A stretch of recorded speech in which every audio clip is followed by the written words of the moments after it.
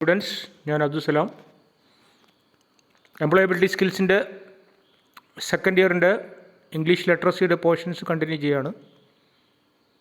4 chapters discuss ചെയ്ത് കഴിഞ്ഞു. ഇത് 5ാമത്തെ ചാപ്റ്ററാണ്. ഇന്ന് നമ്മൾ ഡിസ്കസ് ചെയ്യുന്ന ഈ വീഡിയോയിൽ 3 ചാപ്റ്റേഴ്സ് ഡിസ്കസ് ചെയ്യുന്നുണ്ട്. Chapter 5, 6 and 7.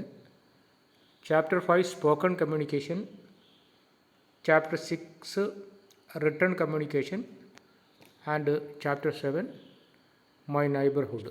ഇത്രയും 3 ചാപ്റ്റേഴ്സാണ്.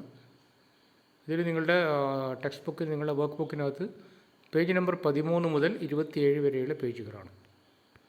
ഒന്നാമത്തേത് സ്പോക്കൺ കമ്മ്യൂണിക്കേഷൻ. സ്പോക്കൺ കമ്മ്യൂണിക്കേഷൻ എന്ന് പറയുമ്പോൾ നമുക്ക് വേർഡ് കേൾക്കുമ്പോൾ അറിയാമല്ലേ, സംസാരം.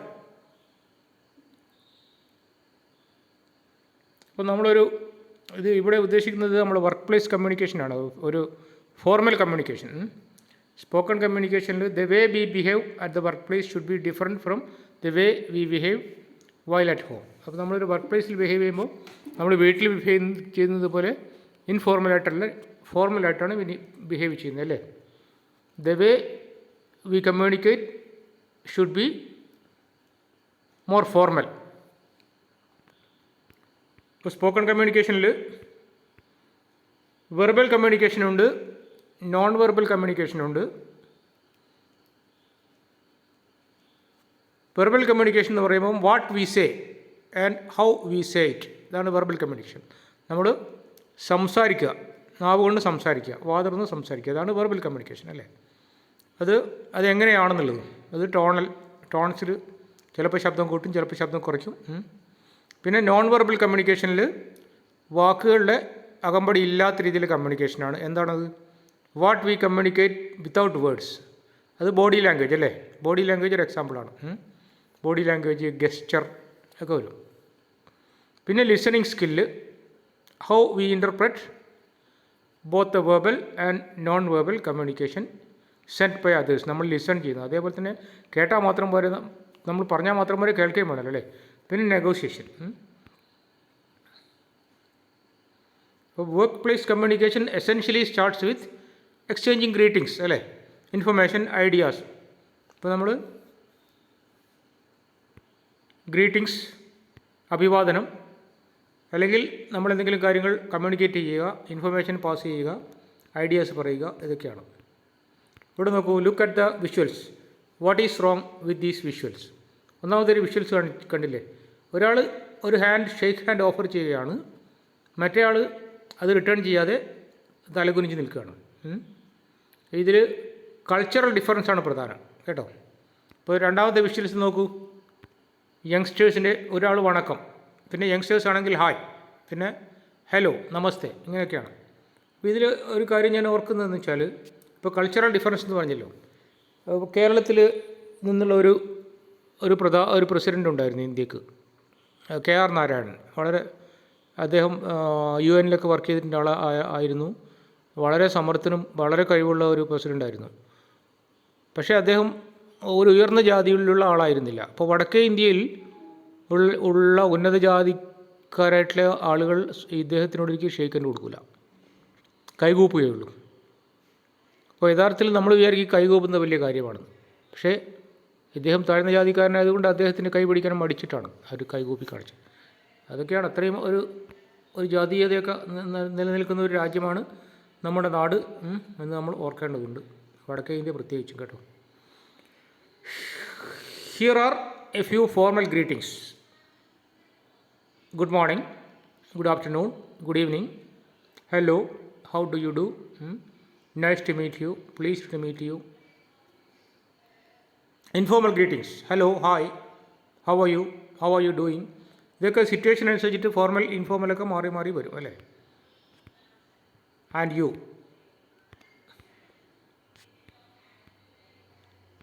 നമ്പർ 4 നോക്കൂ. Given below are a set of statements connected to face to face communication. Face to face എന്ന് വെച്ചിട്ടുണ്ടെങ്കിൽ മുഖാമുഖം, അല്ലേ? മുഖാമുഖം, face to face.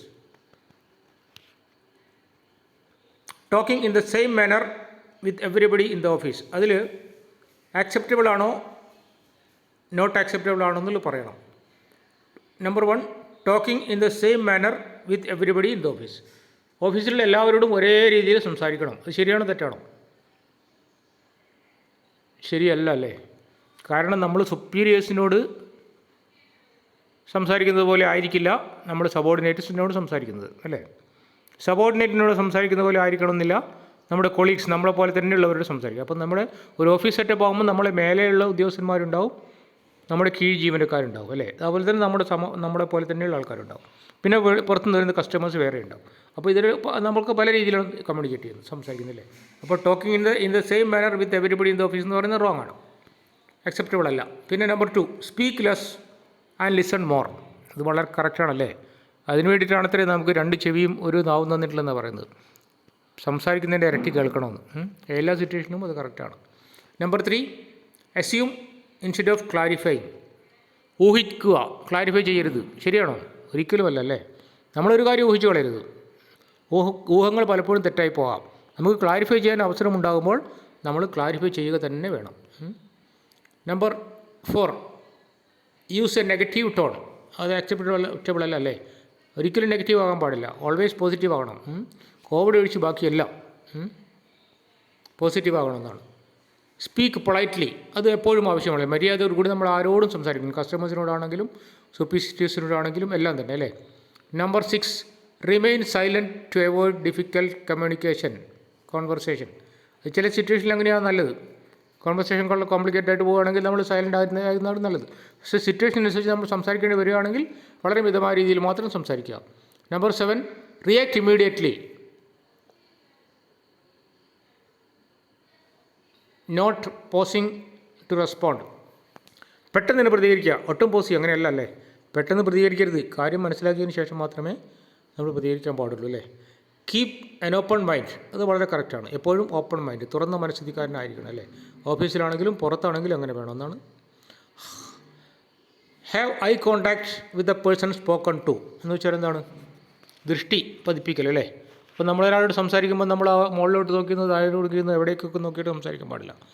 I to I contact വളരെ ഇമ്പോർട്ടൻ്റ് ആണല്ലേ? നമ്മൾ ആരാണോ സംസാരിക്കുന്നത് അവരുടെ മുഖത്ത് നോക്കി തന്നെ നമ്മൾ സംസാരിക്കണം. അതാണ് ശരിയായ ഫേസ് ടു ഫേസ് കമ്മ്യൂണിക്കേഷൻ എന്ന് പറയുന്നത്. ഇനിയിപ്പം നമ്മുടെ non verbal communication skill improve ചെയ്യാനുള്ള കുറച്ച് ടിപ്സ് അവിടെ പിക്ചോറിയൽ റെപ്രസെൻറ്റേഷൻ ഉണ്ട്. How to improve non verbal communication skills. Maintain eye contact. ആളുകളുടെ മുഖത്ത് നോക്കണം, മുഖത്ത് നോക്കി തന്നെ സംസാരിക്കണം, അല്ലേ? Nod your head to convey that you agree. Nod എന്ന് വെച്ചാൽ തല കുലുക്കുക, കേട്ടോ. അപ്പോൾ നമ്മളിങ്ങനെ തുറച്ച് നോക്കിക്കൊണ്ട് നിൽക്കരുത്. പറയാതെ ഇത് പറയുമ്പോൾ നമ്മൾ ഒന്ന് തലയിളക്കിയിട്ട് നമ്മൾ അംഗീകരിക്കണം, പറയുന്നത് അഗ്രി ചെയ്യണം. പിന്നെ സ്മൈൽ ആൻഡ് ഷോ ഇൻട്രസ്റ്റ്. നമ്മളൊന്ന് ചിരിക്കണം ഇടയ്ക്ക്, അല്ലേ? വളരെ ഗൗരവത്തിലൊന്നും ഇരിക്കരുത്. Lean forward to show the speaker your interest. നന്ന് മുമ്പോട്ട് ഇരുന്നിട്ട് നമ്മൾ പറയുന്ന ആളുടെ ശ്രദ്ധിക്കുന്നുണ്ടെന്ന് അവർക്ക് തോന്നിക്കണം.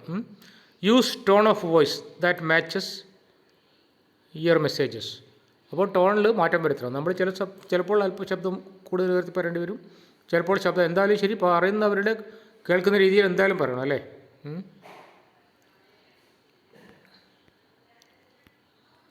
ഇനിയിപ്പം watch how communication happens in your institution. Observe the greeting norms between different kinds of people and see what difference you find in them. അപ്പോൾ സ്പോക്കൺ കമ്മ്യൂണിക്കേഷനിൽ അത്രയും തന്നെയാണ് കാര്യങ്ങളാണുള്ളത്. ഇനിയും നെക്സ്റ്റ് ചാപ്റ്ററാണ് ചാപ്റ്റർ 6, റിട്ടേൺ കമ്മ്യൂണിക്കേഷൻ. അത് സ്പോക്കൺ റിട്ടേൺ എന്താ വ്യത്യാസം? പ്രധാനപ്പെട്ട വ്യത്യാസം എന്തായിരിക്കും?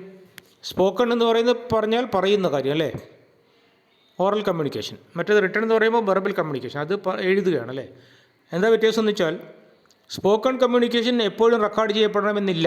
ഡെലിബറേറ്റ് ആയിട്ട് ആരെങ്കിലും റെക്കോർഡ് ചെയ്തെങ്കിലേ ഉള്ളൂ, അല്ലേ? ഒരു ഫോണൊക്കെ പറയുമ്പോൾ ഇത് ഞാനിപ്പോൾ പറയുന്നതിൽ റെക്കോർഡ് ചെയ്യപ്പെടുന്നുണ്ട്. അതേസമയം നമ്മൾ ഓഫീസിൽ പറയുന്ന കാര്യങ്ങളെല്ലാം ഇപ്പോഴും റെക്കോർഡ് ചെയ്യപ്പെടണമെന്നില്ല. പക്ഷേ റിട്ടേൺ കമ്മ്യൂണിക്കേഷൻ എന്ന് പറയുമ്പോൾ അത് റെക്കോർഡ് ചെയ്യപ്പെടുന്നുണ്ട്. അത് പിന്നീട് ഏതെങ്കിലും സമയത്ത് ആയിരിക്കും നമ്മൾ 1 കൊല്ലോ 2 കൊല്ലോ 10 കൊല്ലോ ചിലപ്പോൾ കാലാകാലത്തുള്ള ആ റിട്ടേൺ കമ്മ്യൂണിക്കേഷൻ അവിടെ തന്നെ ഉണ്ടാവും. അപ്പോൾ റിട്ടേൺ കമ്മ്യൂണിക്കേഷൻ വളരെ ഇമ്പോർട്ടൻ്റ് ആണല്ലേ? വളരെ കെയർഫുള്ളായിട്ട് വേണം എഴുതാൻ. അതുകൊണ്ടാണ് നമ്മൾ ഈ സ്പെല്ലിംഗ് വൊക്കാബുലറി എന്നൊക്കെ പറയുന്നത് വളരെ പ്രധാനമാണെന്ന് പറയുന്നത്. സ്പോക്കണിനേക്കാളും പ്രധാനപ്പെട്ട് തന്നെയാണ് റിട്ടേൺ കമ്മ്യൂണിക്കേഷൻ, കേട്ടോ. Written communication is an important form of communication in the workplace. We need to make notes. നോട്ടുകൾ എഴുതേണ്ടി വരും തൊഴിലാളി നമ്മൾ ജീവനക്കാരാകുമ്പോൾ. ഡെലിവർ അല്ലെങ്കിൽ പാസ് മെസ്സേജ് കൊടുക്കേണ്ടി വരും. സ്പെസിഫിക്കേഷൻസ് എഴുതിയെടുക്കേണ്ടി വരും. about the job, machine or product. അതിന് പുറമെ we have to write simple letters or emails. അപ്പോൾ ഇതെല്ലാം റിട്ടേൺ കമ്മ്യൂണിക്കേഷനാണ് അല്ലേ. Notes, records, business letters, memos, memorandum. Memo എന്ന് വെച്ചാൽ ഔദ്യോഗികമായ അപേക്ഷയ്ക്കാണ് മെമ്മോ എന്ന് പറയുന്നത് കേട്ടോ. ഒഫീഷ്യൽ റിക്വസ്റ്റ് എന്ന് പറയും. പിന്നെ റിപ്പോർട്ട് തയ്യാറാക്കണം, നോട്ടീസ്, ഫാക്സ് അയക്കണം, ടെക്സ്റ്റ് മെസ്സേജ്, ഇമെയിൽ, ട്വീറ്റ് എന്ന് വെച്ചാൽ ട്വിറ്റർ അല്ലേ. ട്വിറ്റർ അക്കൗണ്ടിലാണ് ട്വീറ്റ് ചെയ്യുന്നത്. ആൻഡ് സോഷ്യൽ നെറ്റ്വർക്ക് സൈറ്റ്, ഇപ്പോൾ ഫേസ്ബുക്കോ വാട്സാപ്പോ ഒക്കെ ആണെങ്കിൽ നമുക്ക് റിട്ടേൺ കമ്മ്യൂണിക്കേഷൻ വളരെ പ്രധാനപ്പെട്ടതാണ്. ഇപ്പോൾ റൈറ്റിംഗ് പ്രോസസ്സ് കാണിച്ചിട്ടുണ്ട്. എന്താണ് പ്രീ റൈറ്റിംഗ്? ആദ്യം ഒന്ന് എഴുതും, അത് ഡ്രാഫ്റ്റ് തയ്യാറാക്കണം, പിന്നെ റിവൈസ് ചെയ്യും, പിന്നെ അത് എഡിറ്റ് ചെയ്യും. ലാസ്റ്റാണ് it will go for publishing അല്ലേ, പ്രസൻറ്റ് ഫൈനൽ കോപ്പി. കാരണം അവിടെ എന്തെങ്കിലും എറേഴ്സ് ഉണ്ടെങ്കിൽ പബ്ലിഷ് ചെയ്ത് കഴിഞ്ഞാൽ പിന്നെ അത് ടോളറേറ്റ് ചെയ്യാൻ പറ്റുകയില്ല. അപ്പോൾ പബ്ലിഷ് ചെയ്യുന്നതിന് മുമ്പ് തന്നെ എറേഴ്സ് എല്ലാം കറക്റ്റ് ചെയ്യപ്പെട്ടിരിക്കണം അല്ലേ. നോക്കൂ, here is A simple leave letter. ഒരു ലീവ് ലെറ്ററിൻ്റെ ഒരു സാമ്പിളാണ് കാണിച്ചിട്ടുള്ളത്. അതിൽ വലത് ഭാഗത്ത് ഏറ്റവും മേലെ ഡേറ്റ് ഉണ്ട്, ലെഫ്റ്റ് സൈഡിൽ ഫ്രം നമ്മുടെ ആരാണോ നമ്മുടെ പേര്, name, designation, department, address and contact telephone number. പിന്നെ ടു ആർക്കാണോ അഡ്രസ്സ് ചെയ്യുന്നത്, നെയിം, ഡെസിഗ്നേഷൻ, ഡിപ്പാർട്ട്മെൻറ്റ്, അഡ്രസ്. പിന്നെ ലീവ് ആപ്ലിക്കേഷൻ, അത് ഡേറ്റ് വെച്ചിട്ട് I wish to bring to your notice that I need 1 day leave on date പറയണം for ഇത്ര ദിവസത്തേക്ക്. I have requested dash ഏതെങ്കിലും ഒരു വ്യക്തിയുടെ പേര് to take charge of my responsibilities for the day. അപ്പോൾ നമ്മൾ അങ്ങനെ ഇങ്ങനെയൊക്കെ നമ്മൾ സ്കൂളിൽ പഠിക്കുന്ന സമയത്ത് നമുക്കൊരു ലീവ് ആക്കി കഴിഞ്ഞാലും പ്രശ്നമൊന്നുമില്ല. നമുക്കിപ്പോൾ ഒരു സ്കൂളിൽ പോകേണ്ടതെന്ന് തോന്നുകയാണെങ്കിൽ നമുക്കന്ന് പനിയാണ് അല്ലേ. പക്ഷേ ഓഫീസിൽ അങ്ങനെയല്ല. ഓഫീസിൽ നമുക്ക് ഉത്തരവാദിത്വമുണ്ട്. നമ്മളിപ്പോൾ ഒരു ചെറിയൊരു എക്സാമ്പിൾ പറയാം. ഒരു ഇലക്ട്രിസിറ്റി ഓഫീസിൽ ബില്ല് കളക്ട് ചെയ്യുന്ന ആളാണെന്ന് വിചാരിച്ചു. ഇലക്ട്രിസിറ്റി ബില്ല് കളക്ട് ചെയ്യുന്ന ആളാണ് നമ്മൾ കൗണ്ടറിൽ ഇരുന്നിട്ട്. അപ്പം നമ്മളത് പതിവായിട്ട് ചെയ്യുന്ന ജോലി നമ്മൾ നാളെ വരുന്നില്ലെങ്കിൽ നമ്മളത് വേറെ ആളോട് ഏർപ്പാട് ചെയ്തിരിക്കണം അല്ലേ. അല്ലെങ്കിൽ നമ്മൾ റെയിൽവേ സ്റ്റേഷനിൽ ബുക്കിംഗ് ക്ലാർക്കാണ്, അപ്പോൾ നമ്മളത് വേറെ ആളെ ഏർപ്പാട് ചെയ്തിരിക്കണം. അതേപോലെ തന്നെയാണ് നമ്മൾ ലീവിൽ ഉത്തരവാദിത്തമുള്ള ജോലിയാകുമ്പം നമ്മൾ ചെയ്യാനുള്ള ജോലി വേറെ ആളെ അറേഞ്ച് ചെയ്തിട്ട് ശേഷം മാത്രമേ നമ്മൾ ലീവ് എടുക്കാറുള്ളൂ. പക്ഷേ എമർജൻസി ലീവ് എന്ന് പറയുന്നത് ചില കേസുകളിൽ നമുക്കൊന്നും ചെയ്യാൻ കഴിയാത്തതാണ്. അപ്പോൾ ആ സമയത്ത് ഡിപ്പാർട്ട്മെൻറ്റ് തന്നെ വേറെ എന്തെങ്കിലും അറേഞ്ച്മെൻറ്റ് ചെയ്യും കേട്ടോ. ഒരു നോട്ടീസ് കണ്ടില്ലേ, greetings, please be informed that the annual staff meeting has been confirmed to be conducted on 20th of August at 3 p.m. at our conference hall, 3rd floor, main building. I request you to be present with the required documents as discussed earlier. Also, please find attached the list of attendees from your department. Thank you. അപ്പോൾ ഒരു official കമ്മ്യൂണിക്കേഷനാണ് കേട്ടോ, ഓഫീസിനകത്തുള്ള communication. Imagine that you are Reena അല്ല, നിങ്ങൾ ഏതെങ്കിലും ഒരു പേരെടുക്കുക. നിങ്ങളുടെ പേരെന്താണ്, what is your name, that is അത് എഴുതുക. You have planned to avail 2 days leave to attend a cousin's wedding. അപ്പോൾ നിങ്ങൾക്ക് ഒരു കസിൻ്റെ മാരേജ് ഉണ്ട്. കസിൻ എന്ന് പറയുമ്പോൾ ഫസ്റ്റ് കസിനുണ്ട്, സെക്കൻഡ് കസിനുണ്ട് അല്ലേ. മാതാവിൻ്റെയോ പിതാവിൻ്റെയോ സഹോദരൻ്റെയോ സഹോദരിയുടെയോ മക്കളെയാണ് കസിൻ എന്ന് പറയുന്നത് അല്ലേ. കസിൻ ബ്രദറുണ്ട്, കസിൻ സിസ്റ്ററുണ്ട് അല്ലേ. ഫസ്റ്റ് കസിനുണ്ട്, സെക്കൻഡ് കസിനുണ്ട് അല്ലേ. മെറ്റേണൽ കസിനുണ്ട്, മെറ്റേണൽ എന്ന് വെച്ചിട്ടുണ്ടെങ്കിൽ മാതാവിൻ്റെ തരത്തിലുള്ള ബന്ധത്തിനാണ് മെറ്റേണൽ എന്ന് പറയുക. മെറ്റേണിറ്റി വാർഡ്, മെറ്റേണിറ്റി ഡിപ്പാർട്ട്മെൻറ്റ് എല്ലാം കേട്ടില്ലേ, മെറ്റേണിറ്റി ഹോസ്പിറ്റൽ. പിതാവിൻ്റെ കേസിലാണെങ്കിൽ പെറ്റേണൽ. അപ്പം മെറ്റേണൽ കസിനുണ്ട്, പെറ്റേണൽ കസിനുണ്ട് കേട്ടോ. അപ്പോൾ കസിൻ്റെ മാരേജിന് പോകണം, അത് നമുക്ക് 2 ദിവസം ലീവ് വേണം. You have to submit leave letter to the senior manager. അപ്പോൾ നിങ്ങളൊന്ന് എഴുതി നോക്കൂ. നമ്മുടെ പ്രിൻസിപ്പാളിന് IT-യിൽ നിന്ന് എനിക്ക് എൻ്റെ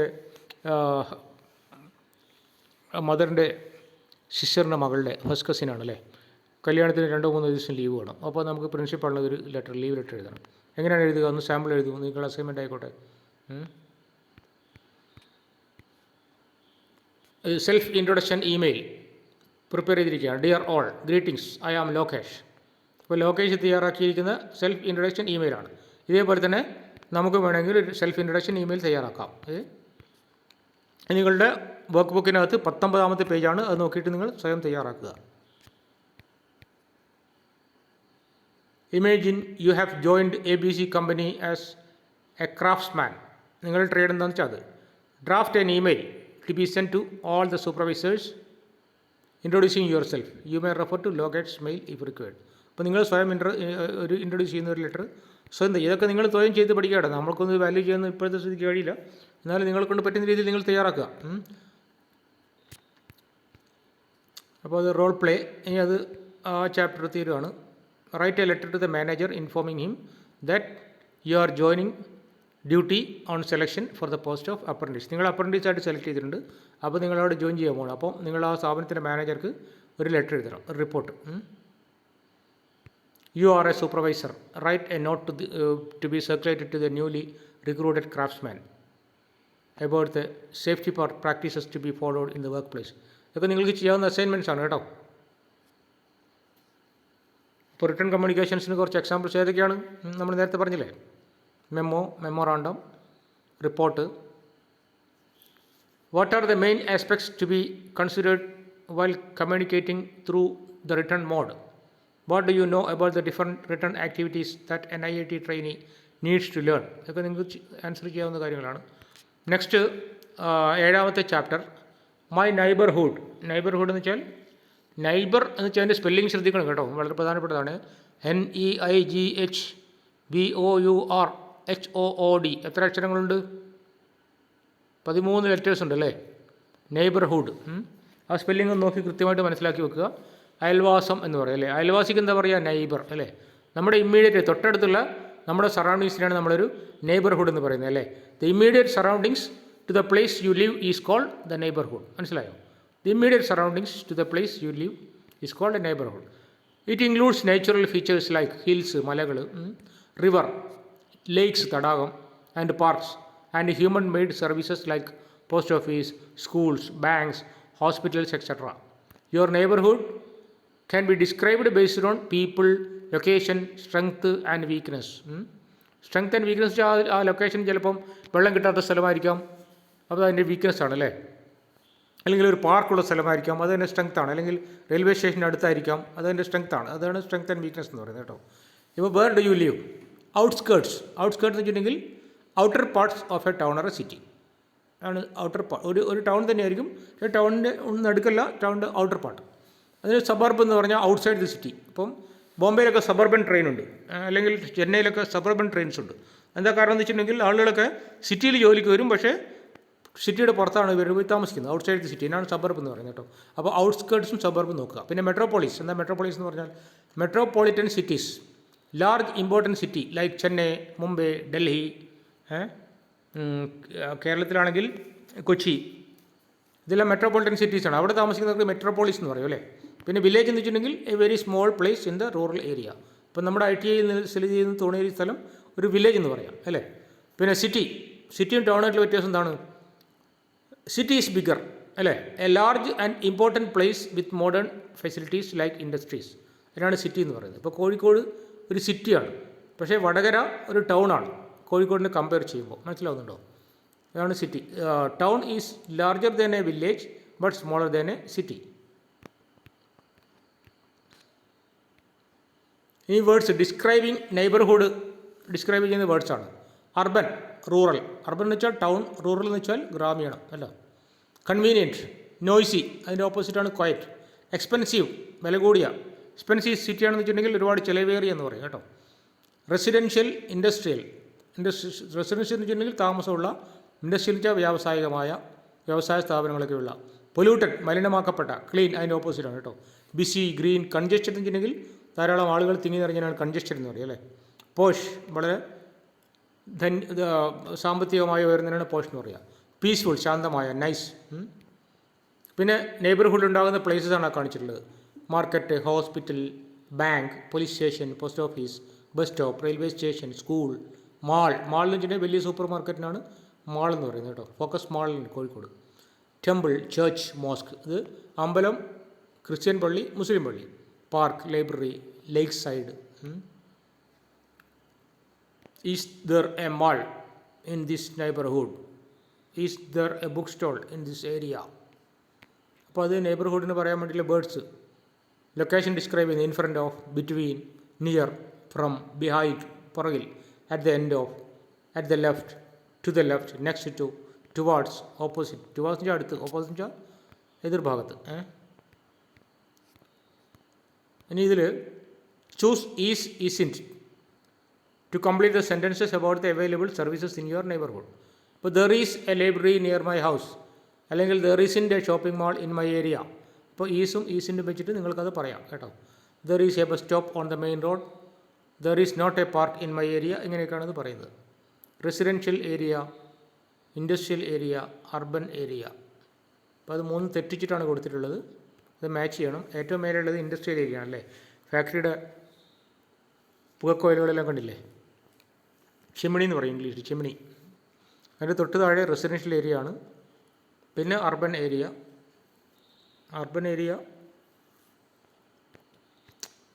പിന്നെ റൂറൽ ഏരിയ. റൂറൽ എന്ന് വെച്ചാൽ ഗ്രാമീണം, അതാണ് ആ രണ്ടാമത്തെ കാണിച്ചല്ലേ.